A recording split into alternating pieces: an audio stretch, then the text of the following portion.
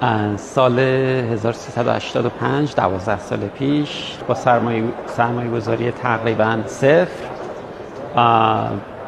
ولی با انگیزه و در واقع یه هدف خیلی مشخص. ما سال 85 که شروع کردیم عملاً 3-4 سال تجربه کاری داشتیم به عنوان کارمند در شرکت‌های مختلف که یک تجربه در واقع خرید ناموفق داشتیم. اون به ما این در واقع ایده رو داد که راجع به این موضوع بیشتر فکر کنیم. هم من و هم حمید فارغ التحصیل رشته MBA بودیم. به بیزینس مدل های مختلف خیلی فکر میکردیم.